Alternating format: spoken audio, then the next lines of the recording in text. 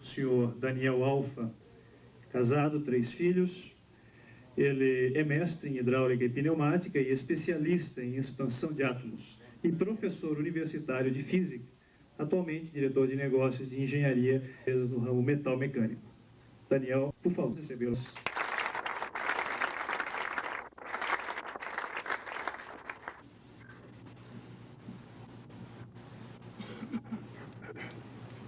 Passar aqui pela frente, aqui, assim vocês podem me ver e eu ver vocês melhor. Uma boa noite a todos. Boa noite. Primeiro eu queria agradecer, como eu sempre faço, primeiro a Deus por poder estar aqui, né? Não tem coisa melhor do que ser grato a Deus. Meu pai sempre diz que só está motivado quem está agradecido a Deus. E gostaria de, antes de me apresentar, também apresentar, está comigo também minha esposa, essa linda menina que Deus me deu, está aqui, né? Fica em pé para que todos fiquem aí com um pouquinho de inveja, né? É a minha menina linda que Deus me deu. O que nós vamos compartilhar com vocês, alguns minutos, né? É uma pequena parte da nossa vida, do que Deus é para nós, do que Deus foi, do que Deus tem sido e do que Deus será também, do que a gente acredita, né? Então é um pequeno resumo aí da nossa vida, de uma parte de testemunho. É um pouco diferente, talvez, de todos os testemunhos que você já ouviu na Donep. Uma boa parte a gente veio por dor, né? Vem por dor e que tem problema, está quebrado financeiramente, estava envolvido com outras seitas, com demônios. A minha história é um pouquinho diferente. Não, eu nasci num lar cristão, o meu avô nasceu na Alemanha, já era evangélico, já era um homem de fé e que acreditava nas coisas impossíveis, quando ninguém não acreditava mais, ele ainda estava dizendo, eu sei em quem eu tenho crido, o meu Deus é poderoso para fazer coisas. Eu nasci no meio desse lar, que é um pouquinho diferente a história, né? Porém, quem sabe nesta noite, Deus, o Deus Todo-Poderoso, né? Que aqui está também nesta noite, ele possa tocar seu coração com essa singela história, né? Nasci numa família simples, apesar do meu avô, ele veio pouco antes da guerra, perdeu todos os bens que ele tinha lá, então era uma família simples, uma família relativamente quase pobre, não chegava a ser, porque ele era um homem que trabalhava e nunca deixou faltar nada para o seu lar. E, enfim, eu nasci em Santo André, eu não sou catarinense, apesar que eu moro agora nesse lindo estado aqui, né? Moro em Timbó, quem conhece, é uma cidadezinha pequena, é uma delícia morar naquele lugar, para quem fugiu lá de Santo André, daquela loucura toda. Mas eu nasci em Santo André, eu sou andreense da terra, e lá formei toda a minha família. E durante todo o período, quando a gente ainda era garoto, vivendo num lar cheio de fé, o meu pai sempre foi um homem de muita fé, o é até hoje, e sempre muito usado por Deus. A gente nasceu nesse lar cristão. Para vocês terem ideia, com 8 anos de idade eu já pregava o evangelho, o microfone nas praças públicas. Com 8 anos eu ganhei minhas primeiras almas para Jesus. Foi muito bom, uma experiência muito agradável. Meu pai fazia um culto ao ar livre e aí eu estava encostado numa banca de jornal num domingo de uma tarde com uma garoa, aquela garoa de São Paulo, e ele virou para mim e disse assim, agora é você que vai pregar, meu filho. Eu olhei para trás, não tinha ninguém. Eu disse, sou eu, papai? Tinha 8 anos. Ele disse, é você mesmo, filho. Eu disse, mas eu sou uma criança. Ele disse, vem cá, o Senhor é contigo, você pode falar. Não tinha ninguém na rua, uma garoa, um frio, domingo à tarde, e a gente estava, eu como garoto, como criança, dizia, estão pregando para as paredes aqui, não tem ninguém neste lugar. Quando eu peguei o microfone, eu abri a Bíblia, meu pai teve que segurar o microfone, ainda não conseguia controlar os dois ao mesmo tempo, Bíblia e microfone, e abri em São Lucas capítulo 2, versículo 1, e eu recebi a primeira revelação bíblica aos 8 anos, quando diz assim, não havia lugar para ele na estalagem, ele era Jesus, que estava nascendo. E aí eu comecei a pregar, e nisso vinha subindo um senhor, uma marmita debaixo do braço, voltando talvez da hora extra de domingo, do trabalho, e viu um menino de 8 anos pregando, falou, o que essa criança está aí, nessa garoa, né, falando, e parou do lado de lá da rua e ficou me ouvindo. Eu disse, sabe por que não tinha lugar para Jesus nascer na estalagem? Porque ele não veio para nascer e nem morar em estalagem. Ele veio para nascer e morar no seu coração, na sua vida, no seu lar, na sua família. Isso, uma criança de 8 anos. Não era eu, já era uma revelação do Espírito Santo que a gente estava tendo ali.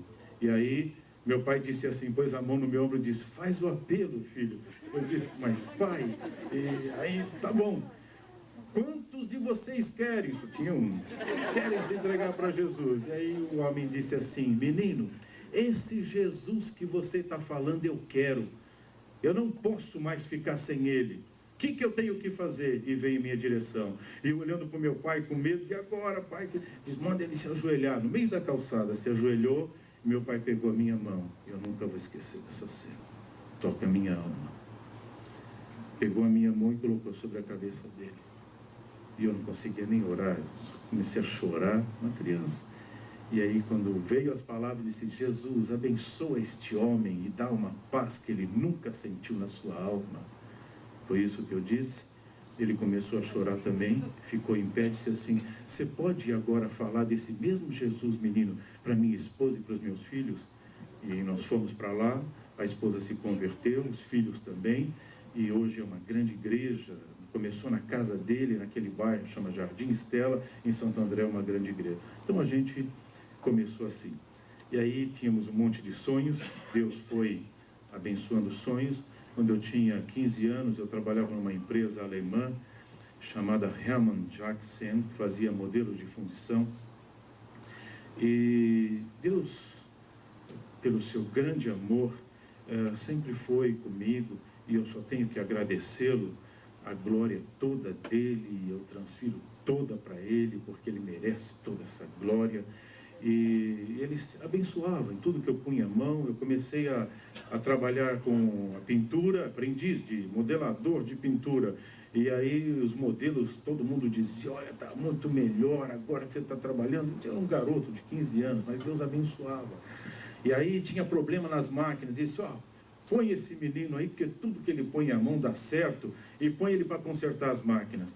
Bom, para vocês terem ideia, as máquinas, enquanto eu era o responsável em consertar a máquina, elas não quebravam mais, para vocês terem ideia. E Deus foi sempre nos abençoando, e um dia eu estava nessa empresa, já há quase um ano, meu pai disse assim, olha, Deus falou comigo, é nessa família que eu vivi, e no meio desta família que eu cresci.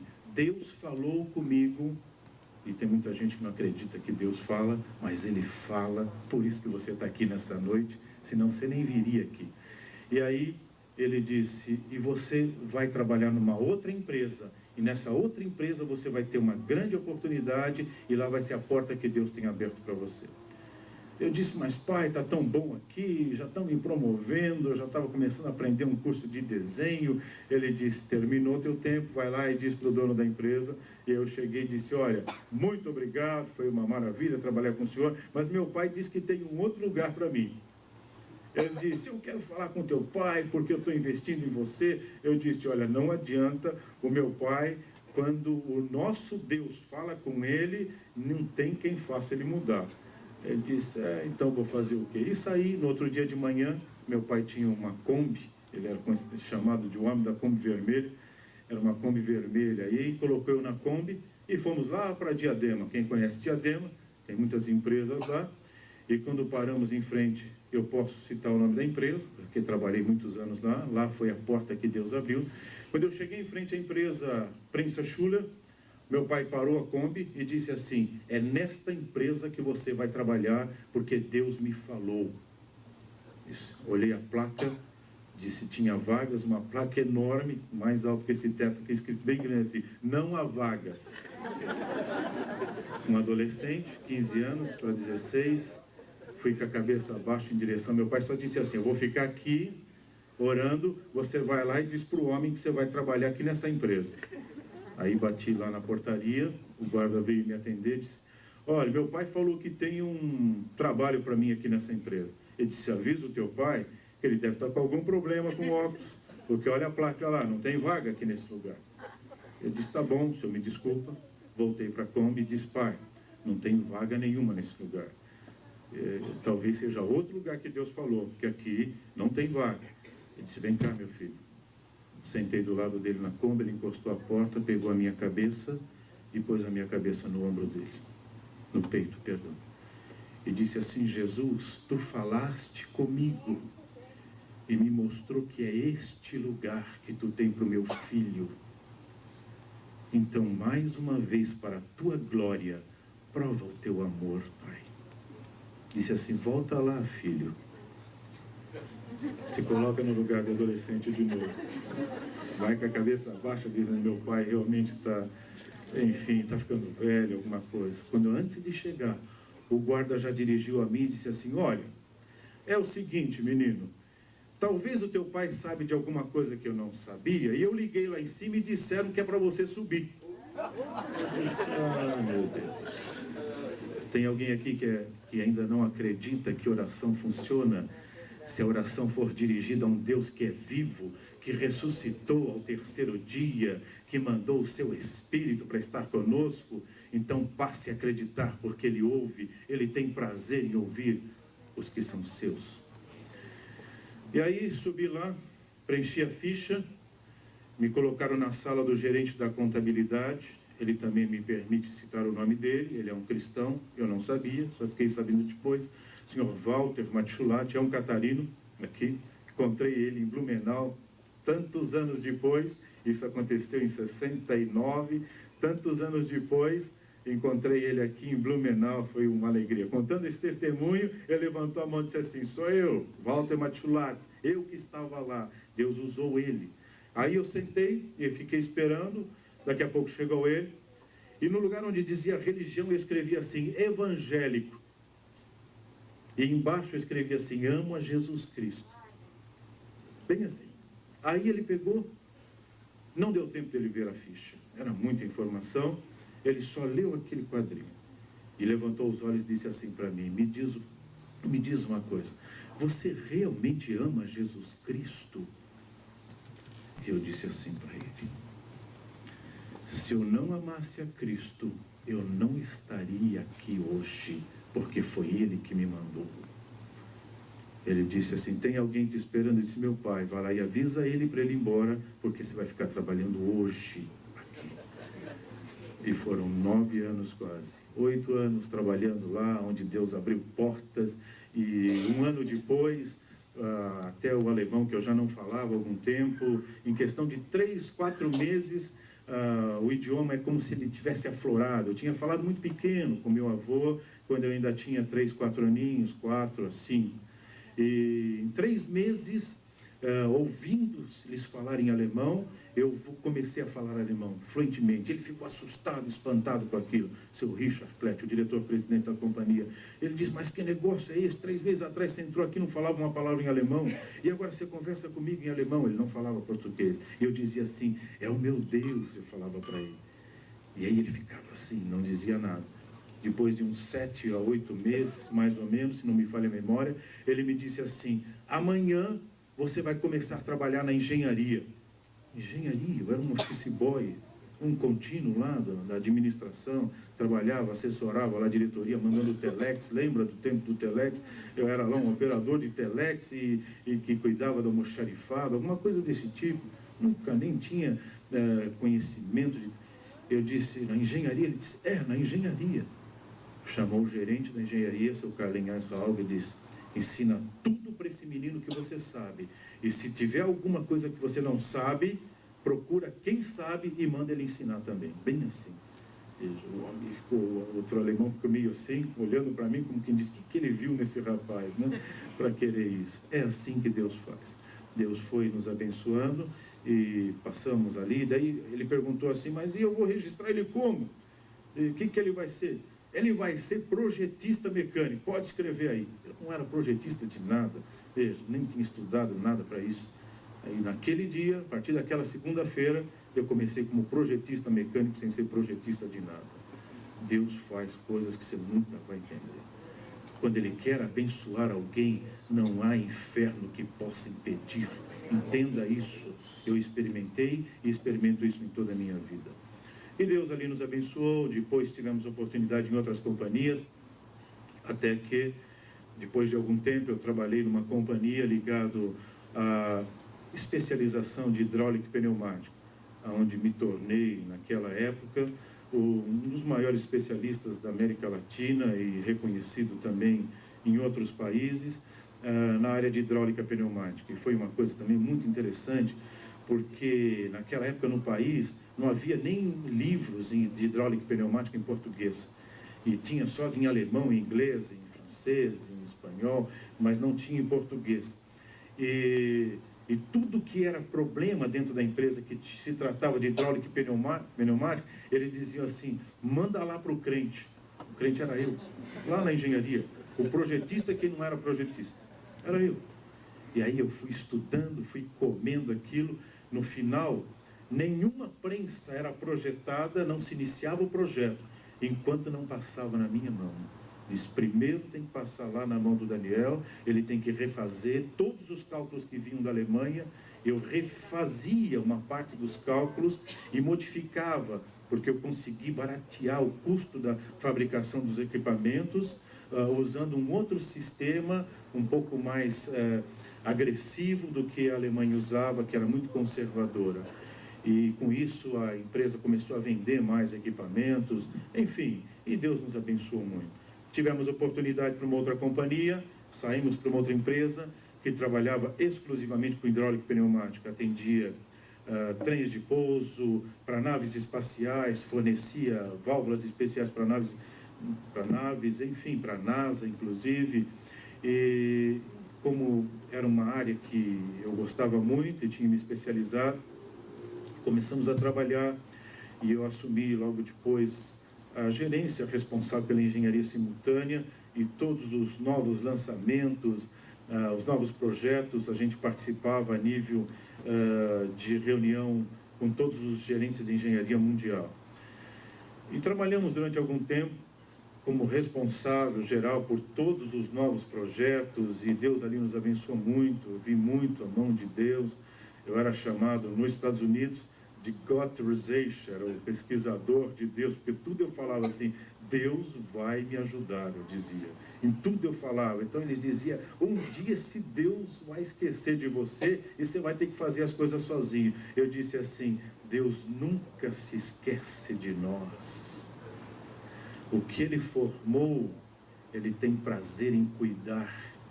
Ele não te formou no ventre da sua mãe para deixar você morrer num deserto, sem ninguém para poder te acalentar. Não, se não tiver ninguém, Deus está ao seu lado para te acalentar. Ele nunca nos deixa. Esse é um grande segredo que poucas pessoas se conscientizaram disso.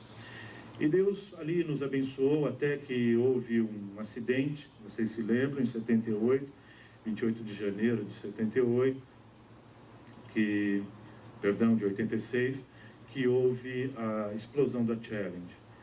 E nós, como responsável, nós fornecíamos as válvulas para o comando dos sistemas principais de lubrificação e também de controle de combustíveis.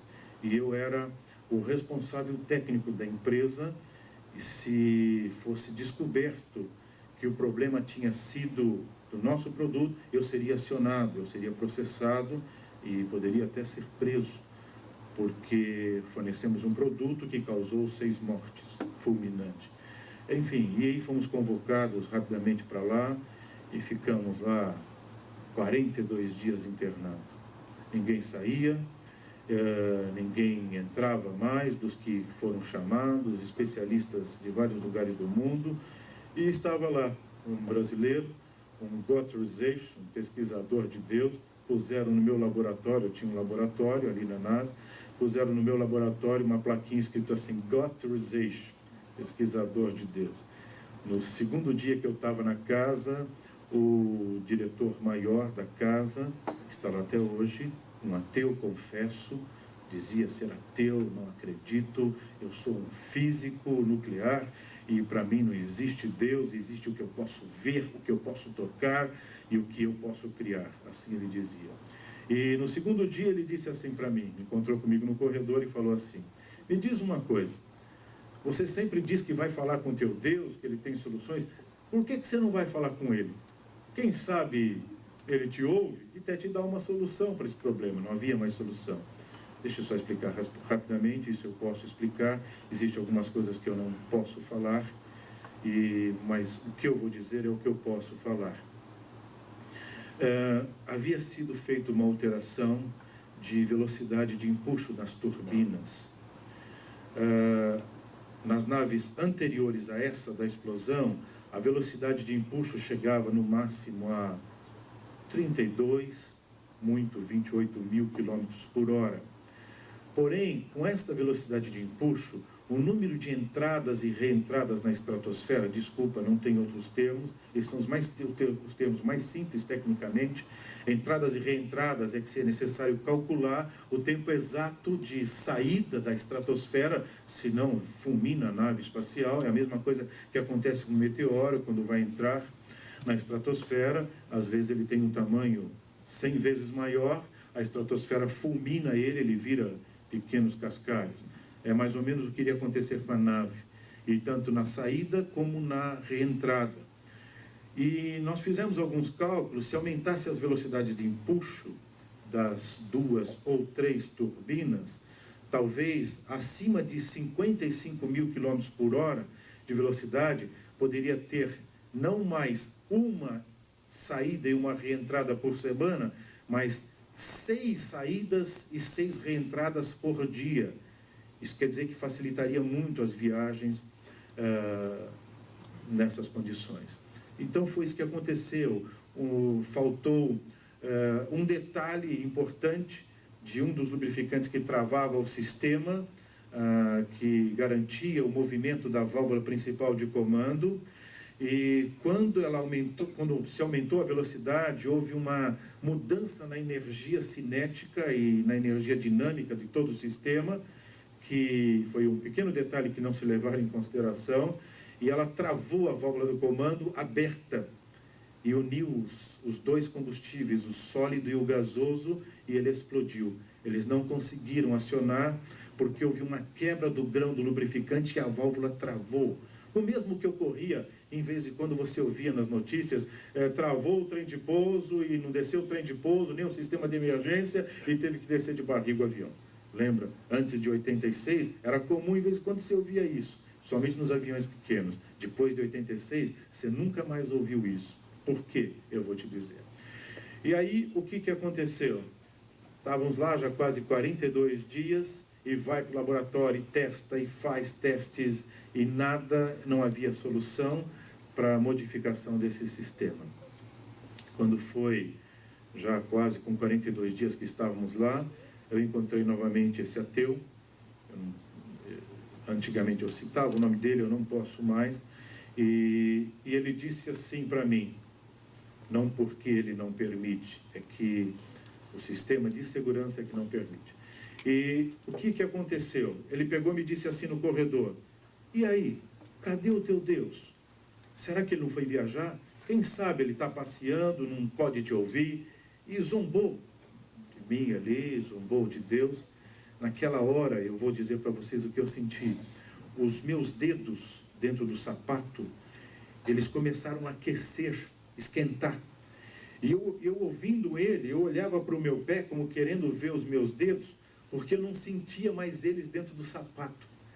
Eles foram esquentando, foram aquecendo, e aquele calor foi subindo na minha perna, como se quisesse me queimar todo o meu corpo. E aí eu perdi o controle da boca, da língua, e eu disse assim para ele, hoje ainda você vai glorificar o meu Deus, porque ele vai me dar a solução. Ele disse assim para mim, se o teu Deus fizer isso, é sinal que ele fala com você, então é sinal que ele é vivo. Eu sou o primeiro a glorificar então o teu Deus, porque então ele merece. Ele disse. Ninguém tinha solução. Tinha aproximadamente na casa de todas as áreas, de vários lugares do país, do mundo, desculpa, mais de 380 experts em diferentes áreas. E não havia solução. Eu voltei para o laboratório, eu disse, meu Deus, o que eu falei para esse homem? Eu não tenho solução nenhuma. E agora, Pai? O Espírito Santo me acalmou, eu senti uma paz, essa mesma que o irmão Rangel disse, que aquele empresário lá na Índia sentiu, eu senti uma paz, uma calma que entrou na minha alma. Voltei para o meu quarto, que era do lado do laboratório, ajoelhei, e comecei a orar. Disse: Deus, eu não tenho outro lugar para buscar solução a não ser em Ti, porque eu não tenho essa solução. Se não vier do céu, eu não tenho outro lugar. Eu estava com a Bíblia aberta, ela estava lá em Êxodo 30, 22, e lá tem algumas fórmulas que Deus deu para o perfumista e para o sacerdote que fazia o incenso, que após a liturgia do culto na época era aspergido.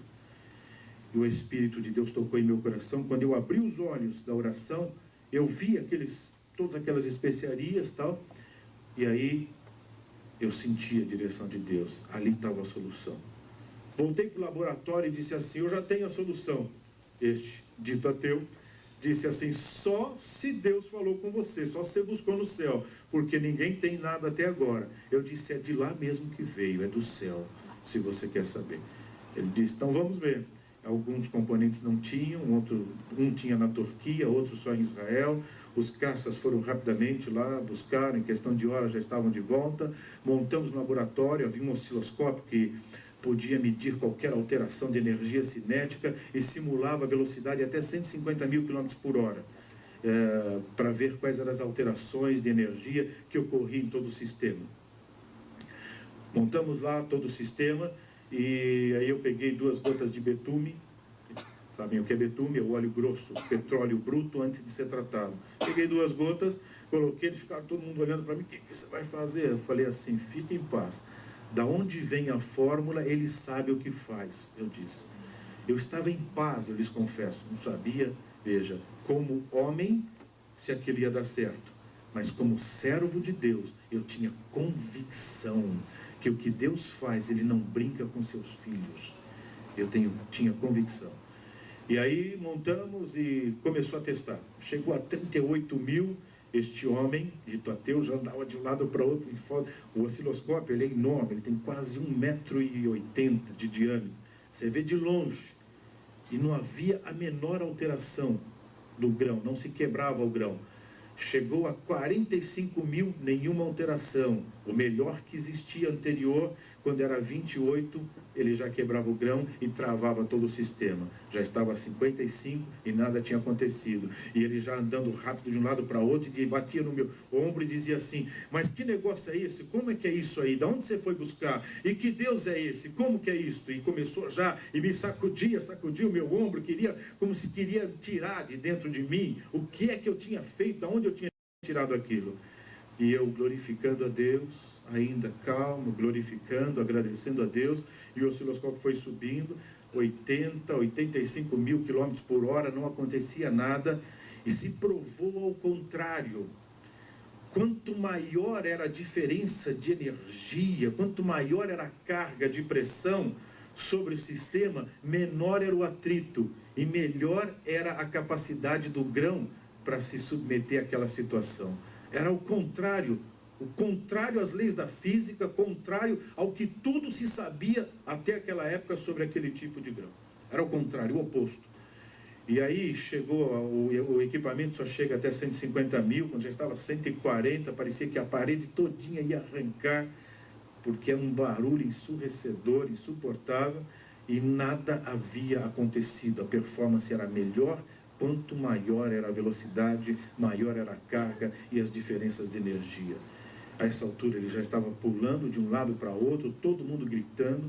Lá é comum, quando se descobre alguma coisa, é coisa de malucos, de pesquisadores, é o que se diz, né? Mas é isso mesmo, na realidade é um pouco assim também. Talvez o que você imagina é o que acontece lá. Quando se descobre alguma coisa, parece um bando de louco, todo mundo pulando, gritando. E quem descobre, tem uma lei na casa, quem descobre tem autonomia para decidir o que é que todo mundo vai gritar. É coisa de pesquisador mesmo. É bem por aí. E aí eu disse: parem, todos. Um gritava eureka, outro gritava não sei o quê. Todos agora vão gritar: glórias a Deus, aleluia, Cristo é vivo, só Ele faz estas coisas. E este dito ateu, eu falo e toca a minha alma, era o primeiro na frente gritando e pulando, foi filmado e está lá na história da NASA. Veja, ele era ateu até aquele dia, hoje ele não é mais, é um cristão, que glorifica a Deus, serve a Deus e não faz nada sem falar com Deus. E ele diz: o que eu sei, eu só sei porque Deus permitiu que eu soubesse. Essa é a grande diferença.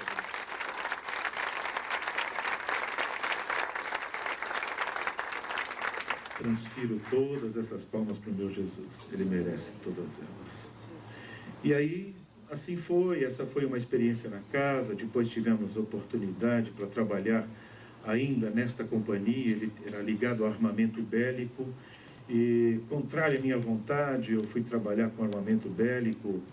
E como a gente sempre foi muito agressivo em pesquisa, em buscar novas coisas, eu soube que no ramo bélico havia um grande problema para as metralhadoras dos caças. Uma metralhadora no caça, a melhor metralhadora que havia na época, se travasse um cartucho ou não se deflagrasse, ele tinha capacidade só para tirar um ou no máximo 2 cartuchos não deflagrados. Então ele podia às vezes imobilizar ou perder por completo uma metralhadora debaixo da asa se 1 ou 2 cartuchos tivesse esse problema. E era muito comum por causa da diferença de temperatura, dependendo da altura de voo do caça ou a região onde ele estava.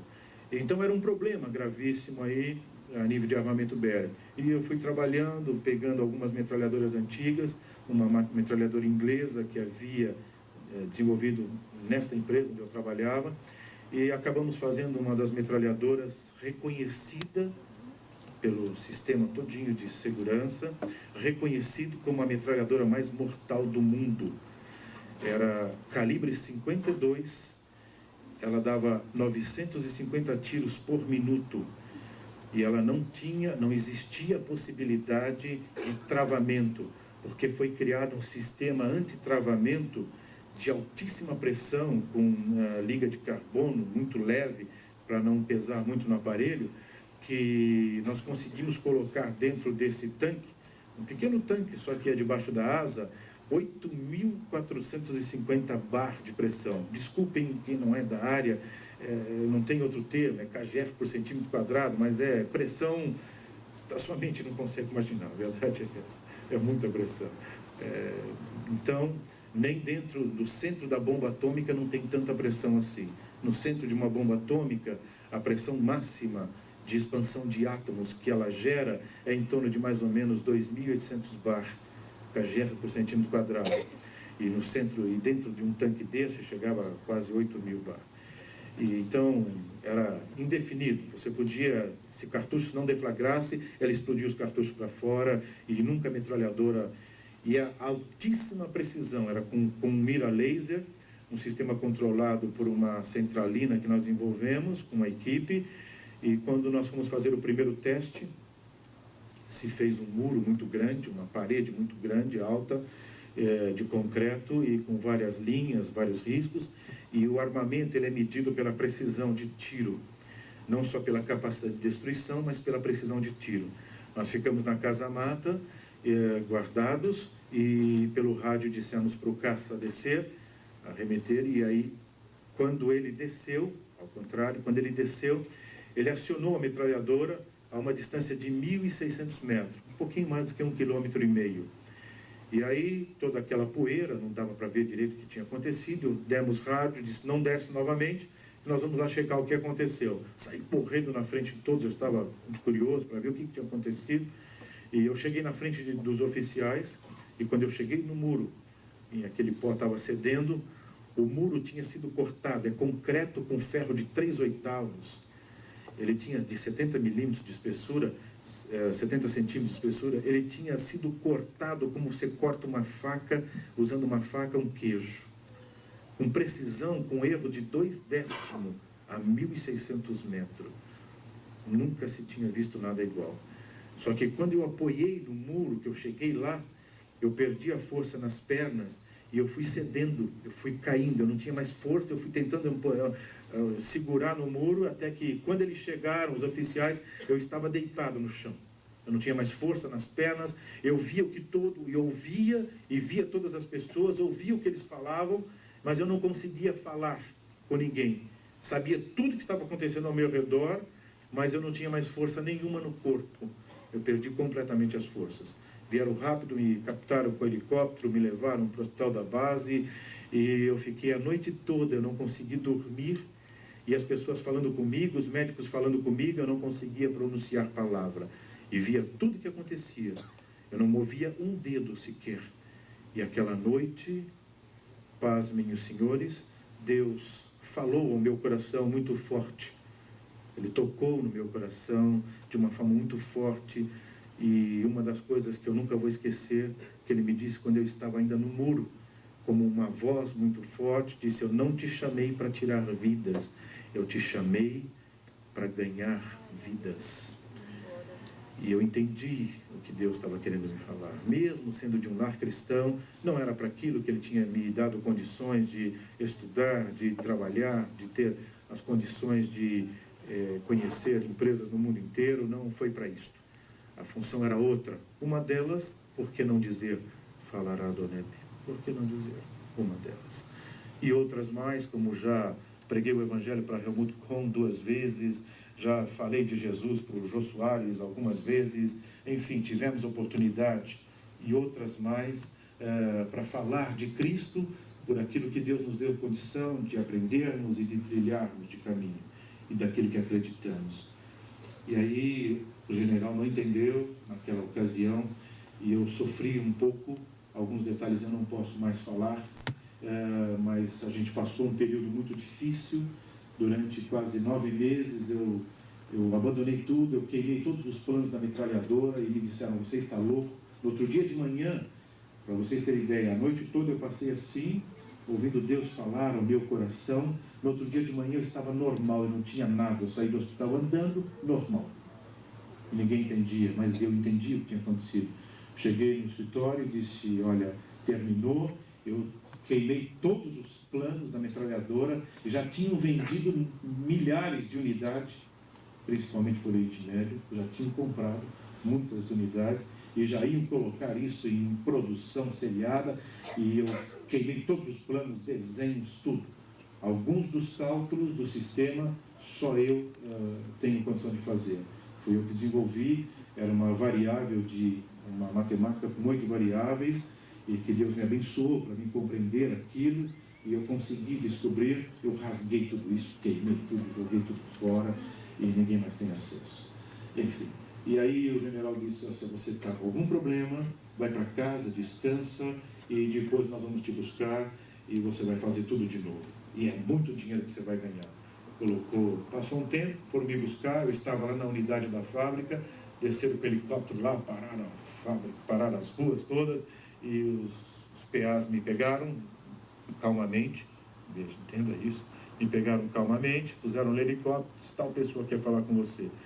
Me colocaram numa sala, pegaram um cheque com valor enorme, empurraram em minha direção e disse assim: isso é só o começo, já vendemos milhares de unidades, isso é uma comissão só para te motivar, é só o começo. O valor era alto, era um bocado de zeros. Eu peguei o cheque de volta e virei e empurrei assim para o oficial. E disse: o senhor não entendeu, Deus falou comigo e Ele não me chamou para isto. Eu sirvo a Deus, nem que eu tiver que procurar emprego, mas eu sou hoje um pesquisador desempregado e eu vou depender de Deus a partir de hoje. O que Ele quiser para a minha vida é o que vai ser, eu disse. Ele disse: olha, vai descansar, porque você não vai conseguir emprego em lugar nenhum. Onde você pensar que você vai, nós já estamos lá. E foi durante um tempo muito difícil. Até que um dia, que já não tinha mais dinheiro para comprar comida, eu andava procurando emprego a pé, tirei um monte de coisa do meu currículo para as pessoas olhar: você vai querer ganhar muito. Aí foi tirando, até que eu já estava aceitando desenhista mecânico de manutenção. É isso mesmo. Eu falava já 3 idiomas, 4 fluente, enfim, e mesmo assim não tinha emprego, estavam todas as portas fechadas. Deus estava me ensinando aquela lição, aprender a depender dEle, e não depender da nossa sabedoria, não depender do nosso conhecimento, não depender da nossa capacidade, do seu MBA, do seu mestrado, do seu pós-graduado, nada disso. Depender de Deus. E escutem, senhores e senhoras, não tem pessoa melhor para a gente depender do que Deus. Ele nunca falha, nunca. E Ele vem na hora certa. Então, entenda isso. Eu estou falando isso com muita convicção da minha alma. Eu não jogo tempo fora. Eu não viria de Timbó aqui para jogar meu tempo fora, se eu não acreditasse nisso que eu estou falando. Eu acredito nisso. E aí, quando já quase 9 meses, aquela situação, eu andava a pé quilômetros procurando emprego. Estava saindo de manhã, minha esposa pegou a mamadeira, nós tínhamos criança pequena, e ela disse assim: essa é a última mamadeira, o último leite, não tem dinheiro para comprar mais. Eu disse: o Senhor proverá, eu disse para ela. Aí ela disse assim: oh, que coisa boa uma mulher de fé. Ouça isso, mulheres. Mulher de fé ao lado de um homem é uma maravilha. Ela estendeu assim a mamadeira para o céu e disse assim: Jesus, eu creio que hoje termina a nossa luta, porque o Deus que eu sirvo cuidou de nós durante todo esse tempo, e eu sei que hoje tu dará a vitória. Pôs a mão no meu ombro, ela se lembra bem, disse assim: vai, o Senhor é contigo. A pé, não tinha dia nem para tirar xerox mais do currículo, minha tia que tirava para mim, o telefone não tinha mais, tinha vendido, enfim, estava assim, vamos lá. E aí andei, achei uma rua lá que eu nunca tinha entrado. Eu não entrei nessa rua aqui, parei numa empresa lá. Escutem, senhores, tudo que eu falo, eu tenho prova, posso citar o nome das empresas e as pessoas lá na empresa vão confirmar tudo isso, por isso que eu falo com muita convicção. Bati lá na porta e, olha, eu sou nome e tal e estou procurando emprego. Ah, o senhor que é o Daniel Alves? Sim, sou eu. Mas estão te esperando. Aí eu disse: bom, deve ter algum problema, eu deixo ele me levar lá para dentro. Lá dentro eu explico, já estou lá dentro mesmo. Eu disse: lá eu explico. Falou: não, a secretária do diretor-presidente já está te esperando, e o diretor, e sabia que o senhor ia vir e está todo mundo te esperando. Tá bom. Veio o secretário do diretor, nem sabia se eu falava alemão ou não, já veio falando alemão no corredor, e tal, que bom que o senhor veio, ele já está lhe esperando, até agora eu não sabia quem era, eu só sei que era o diretor-presidente da companhia, me pôs numa sala muito grande lá, sentamos na sala, e ele disse assim, se apresentou, e aí eu disse: pô, agora eu vou ter que explicar para este homem o que aconteceu, e que eu não sou quem ele está esperando, deve ser algum outro Daniel Alfa, porque... Aí eu disse: olha, eu quero lhe explicar uma coisa, senhor. Eu nunca mandei currículo para a sua empresa, e eu não sei do que se trata, não sei o que está acontecendo, mas eu acho que eu não sou a pessoa que vocês esperavam, mas eu aproveitei a oportunidade para dizer para o senhor que eu estou procurando serviço. Ele falou, abriu a gaveta, tirou o meu currículo: mas esse currículo não é seu? Eu falei: sim, é meu currículo, mas não fui eu quem mandei. Ele disse: não, esse currículo está aqui há 9 meses. Fazia 9 meses quase que eu estava desempregado. Há 9 meses, uma pessoa que é da sua igreja, você entregou para ele, ele veio e trouxe para mim aqui. Mas há 9 meses atrás eu não tinha colocação para o senhor. Eu disse: eu vou guardar, porque eu gostei desse currículo, e quando eu precisar eu vou chamar ele. Falou: e foi essa semana que nós precisamos. E eu mandei ele lhe avisar, mas naquele domingo eu não fui na igreja. Veja, eu não fui, porque Deus queria me mostrar isso, que Ele cuida. Ele estava querendo me mostrar: valeu a pena, meu filho, depender de mim. Para de depender de você e começa a depender de mim. Era isso que Deus estava querendo me ensinar. E eu tinha que aprender. E eu fui exatamente na empresa, ninguém tinha me avisado, e como se Deus falasse: aqui, meu filho, vai lá, é aqui o lugar que está lá. E nós estávamos esperando o senhor: vamos fazer o seguinte, eu quero tanto o seu trabalho aqui na companhia, e pelo que já falaram, que o senhor tem condição de fazer, que nós vamos fazer o seguinte: eu vou pagar um salário já de mês adiantado para o senhor.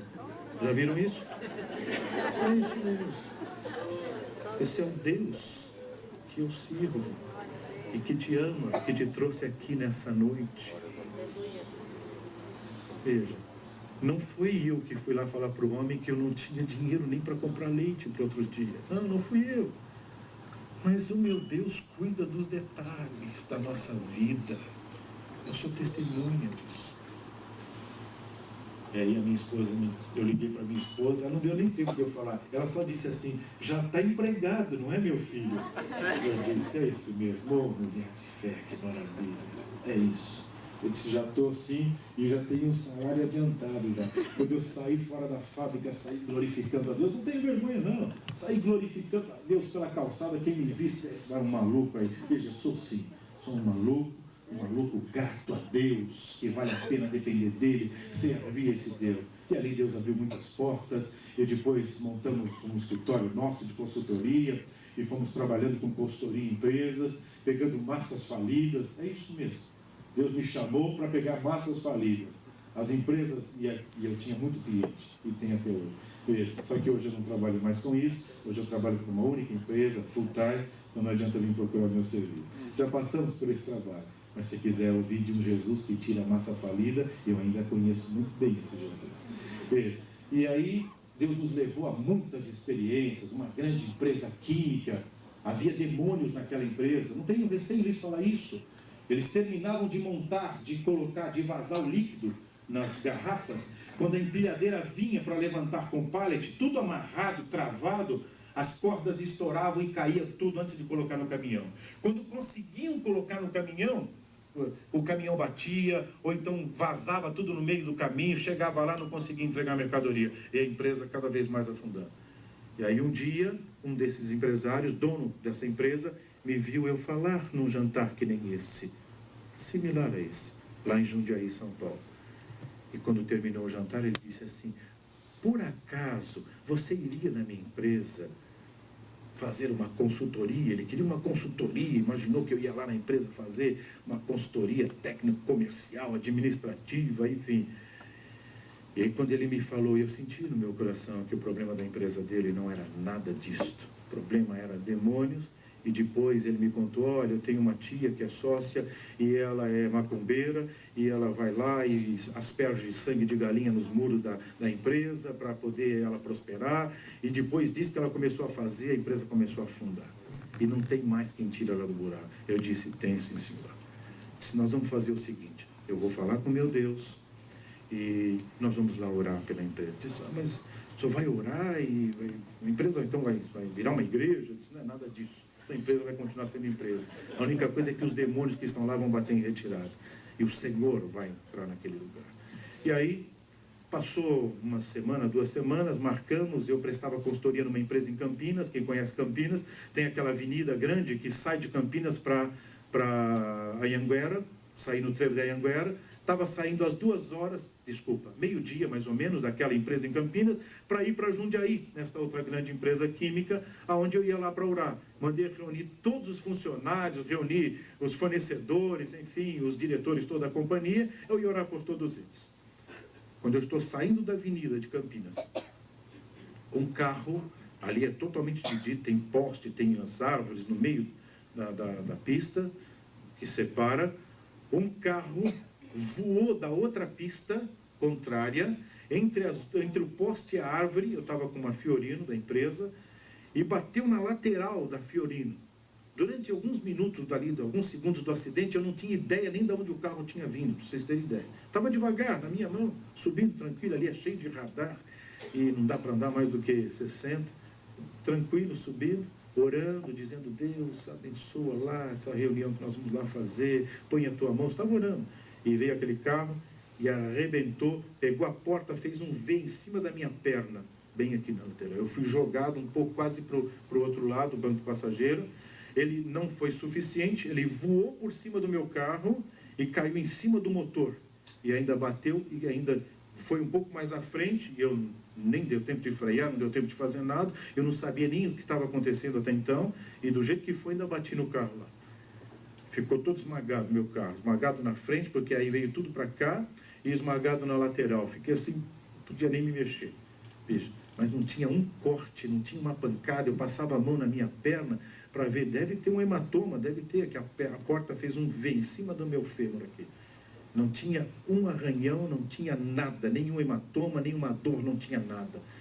A polícia chegou ali, tiveram que arrancar a porta para me tirar, o tenente da polícia militar e dos bombeiros, e ele disse, tá bem, e aí quando eu saí fora, que eles tiraram a porta e queriam com a maca me levar, disse, tá tudo bem. E ele olhava no buraquinho onde eu estava do carro e disse, mas como é que o senhor sobreviveu aí? Eu disse assim, eu tenho um airbag que chama-se Jesus Cristo, ele me abraçou e eu ando abraçado com ele, e ele cuida de mim. E virei para ele e disse, ele quer cuidar da tua vida também, eu disse para ele. E aí ele me apalpava para, leva esse homem para o hospital, não vai levar para lugar nenhum. Ele disse, está tudo bem. A moça tinha quebrado, era uma moça que dirigiu o carro, quebrou o pescoço.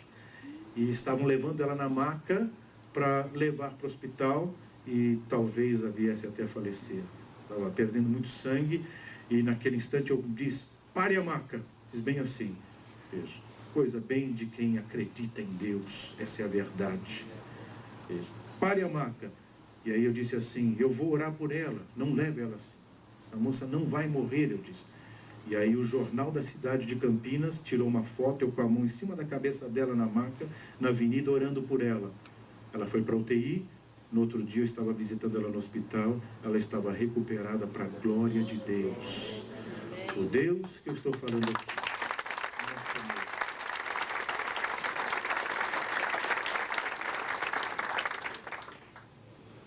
É esse Deus que nós viemos lhe falar, de um Deus que faz, de um Deus que acontece, mas quando nós permitimos. Poderíamos ainda contar muitas coisas. Voo 402 da TAM, eu era um dos passageiros, era um dos. Mas como é que você está aqui? Morreu todo mundo? Veja, é que de novo eu tenho um Jesus que eu ando abraçado com ele anda abraçado comigo. E é tão bom andar com ele, não importa que o inimigo queira. Tem pessoas preocupadas com inveja, com ciúmes, pessoas preocupadas que o casamento não vai dar certo, que a empresa não vai dar certo. É em nome de Jesus, muda a tua convicção. É que a tua convicção está no teu MBA, no teu carro, no teu conhecimento. Está na hora de ter convicção em Deus. Aí sim você vai descansar em paz. E vai ver que o teu casamento dá certo, o teu negócio dá certo, as tuas coisas dão certo. Com Deus, sem Ele, é sazonal, assim, altos e baixos. Um mês bem, outro não, é assim. Casamentos e vida financeira. É um gráfico assim.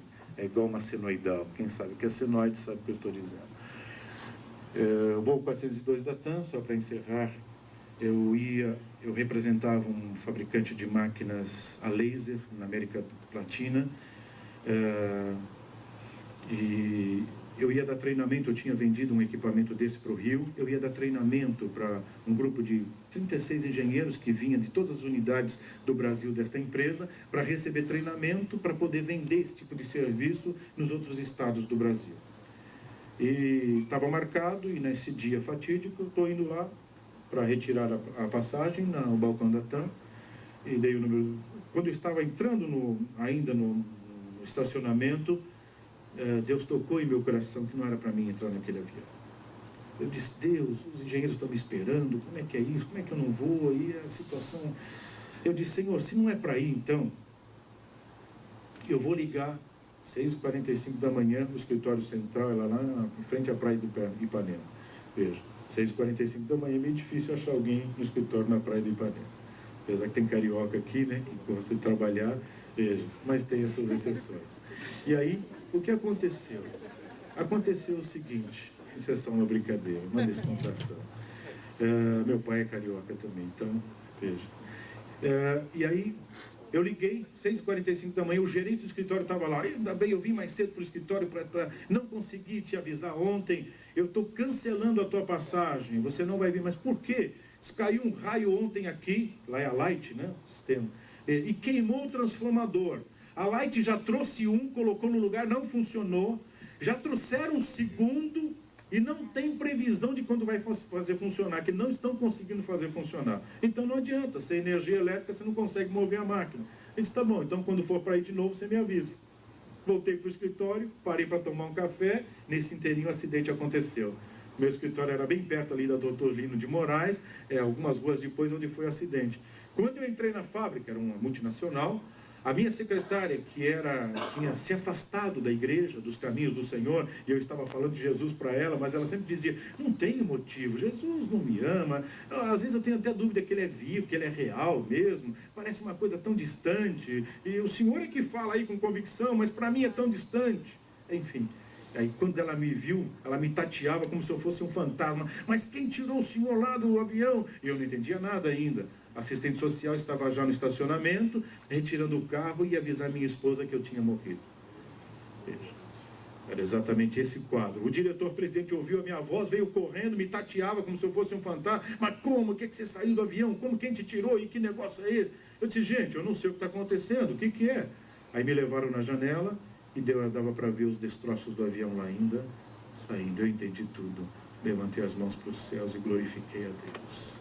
E disse, eu te amo, Jesus, porque tu cuida dos que são seus. Esse é o grande segredo de quem serve a Deus. Esse é o grande segredo de quem entrega a sua vida a Deus, de quem se dispõe a viver com Ele. Eu costumo dizer que o que é seu, o mundo tira com facilidade, mas o que Deus te dá, o mundo tem que falar com Deus para te tirar. Essa é a grande diferença. Por isso que os teus negócios às vezes vão altos e baixos, porque você pensa que é seu. Por isso que o teu casamento não endireita, não vai, não acerta, porque você pensa que é seu. É minha mulher e eu faço o que eu quero, e meus filhos, nem nada disso. Não é seu, foi Deus quem deu. Na hora que você diz, não é meu, Senhor, é teu, aí para alguém fazer alguma coisa tem que falar com Ele. Essa é a diferença. Que Deus abençoe a todos. Foi uma alegria poder estar aqui compartilhando, né? Eu gostaria de, nesse instante, pedir que todos ficassem em pé e gostaria de compartilhar esse momento final. Tenho certeza que muitas pessoas que aqui vieram, né, talvez ouvindo esse testemunho, estão arrazoando entre si, dizendo, meu Deus, que coisa é esta? O Deus desse homem. Se você quer conhecer mais esse Deus, Ele também quer te conhecer mais. Ele também quer entrar na sua vida, no seu casamento, nos seus negócios, na sua vida particular, sentimental. Ele quer sarar as feridas. Ele quer curar a depressão. Eu tenho visto Deus fazer isso em trabalhos da Donete constantemente. Pessoas deprimidas. Hoje tem um batalhão de pessoas deprimidas. Para onde você vai? Esposas deprimidas, maridos deprimidos, enfim, filhos deprimidos. Que coisa tremenda! Eu vou lhe confessar, está aqui diante da minha esposa, eu não sei o que é depressão, não sei, se vocês me perguntarem, e como é que é esse negócio de depressão aí? Eu não sei lhe dizer isto, porque não dá tempo de entrar em depressão. Eu caio de joelhos e falo com o meu Jesus, Ele enche meu coração de alegria, de paz. O problema continua lá, não é que Ele foi embora, não, está lá ainda, estou olhando para Ele, mas eu estou dizendo, Senhor, esse problema não é meu. Eu entreguei para ti, Senhor, eu vou descansar. Tem um monte de passagem na Bíblia que explica isso. Josafá, a cidade estava cercada, e aí ele foi falar com Deus, e Deus disse, Josafá, essa batalha não é sua, é minha. Eu vou pelejar por você. É exatamente isso. E aí, sabe o que ele disse para Josafá, para provar se ele tinha acreditado mesmo? Vamos fazer o seguinte, Josafá, amanhã eu vou pelejar por vós. Vai dormir, como se ele estivesse falando, vai dormir, manda o povo todo dormir. Amanhã eu vou tratar desse assunto. Cidade cercada, todos os inimigos cercando a cidade, e Deus manda Josafá e o povo ir dormir. E que Deus é esse? É o Deus que é vivo, porque nenhum inimigo virá sobre os que são seus, se Ele não permitir. Então que vá descansar. Aqueles que são de Deus, vá descansar, deixa o mundo se turbar. Está na hora de você descansar. Descansar quer dizer viver em paz e voltar a viver, ter um casamento feliz e uma vida próspera com Deus. Eu gostaria de perguntar a alguém nesta noite que aqui veio, nos deu a satisfação da sua presença, acreditou naquilo que nós falamos. Eu não viria aqui nessa noite se eu não acreditasse no que eu lhes falei, eu não viria.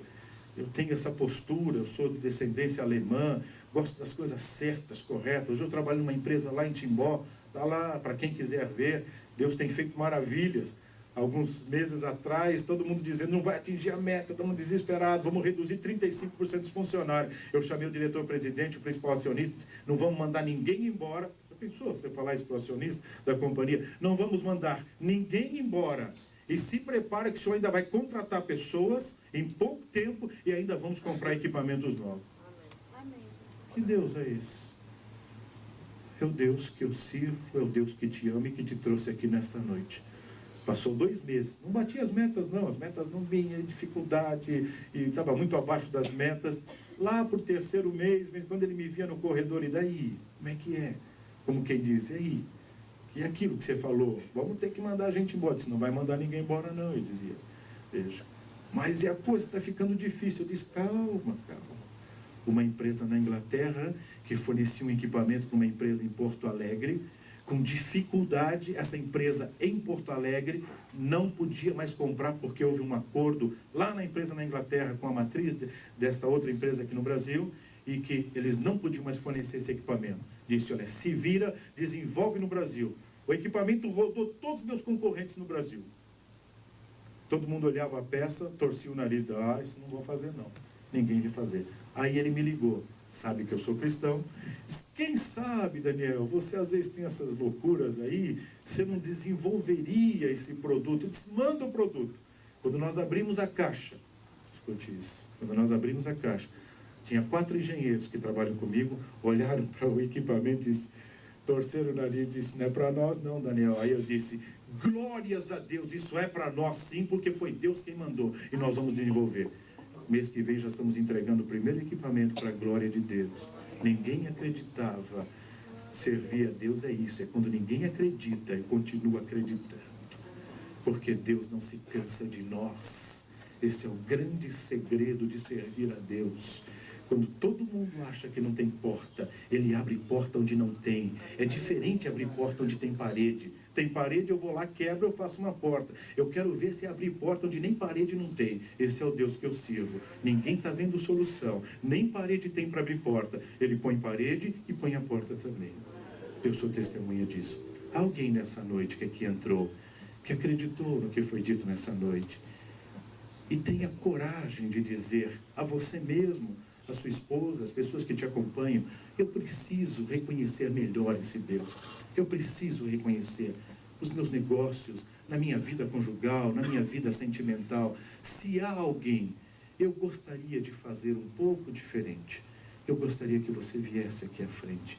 Eu quero orar por você, pedir a Deus pela sua vida.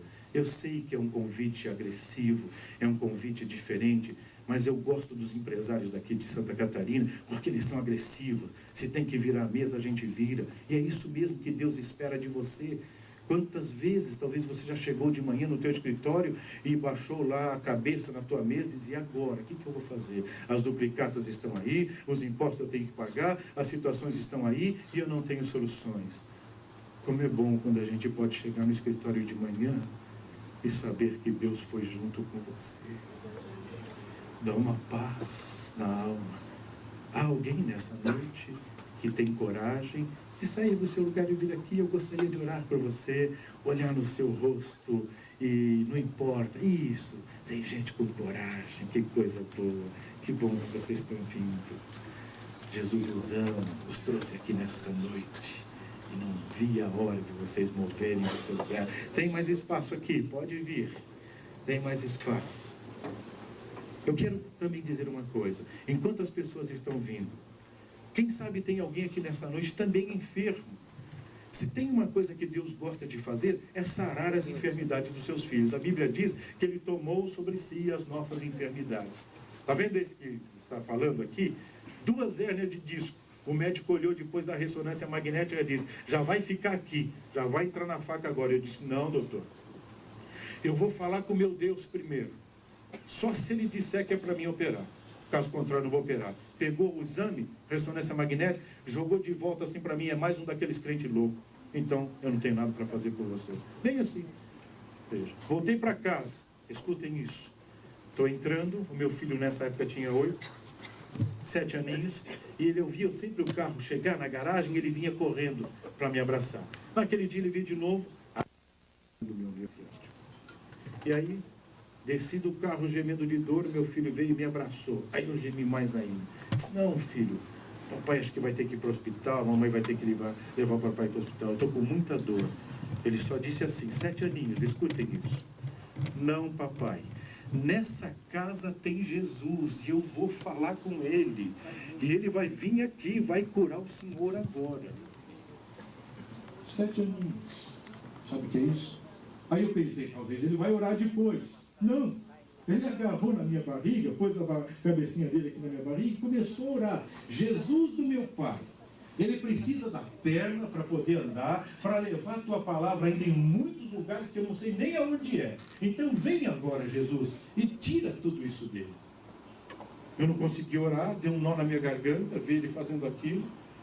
E eu comecei a chorar, não tenho vergonha de confessar, comecei a chorar. E aí eu estava querendo imaginar começar a orar junto com ele. Ele sacudiu a manga da minha camisa, já sarou, não é, papai? Quando ele disse assim, como se uma mão entrasse atrás de mim e arrancou toda a dor. Eu entrei para dentro de casa pulando, falando línguas estranhas, glorificando a Deus, agradecendo a Deus. E a minha esposa veio, aquele barulho todo. Os meus filhos, eu disse, Jesus me curou. Estou aqui, sabe? Quer saber do segredo? As eras continuam lá no mesmo lugar. Isso é que Deus faz. Tem um que diz, ela vai continuar lá, só para mim te provar que é o meu dedo. Eu cuido dos que são meus. Deus não tem prazer no teu sofrimento. Se você veio aqui com fé também, além dele trabalhar na tua alma, além dele escrever o teu nome no livro da vida e te dar uma nova vida, mudar a tua história, ele também sara a tua vida física.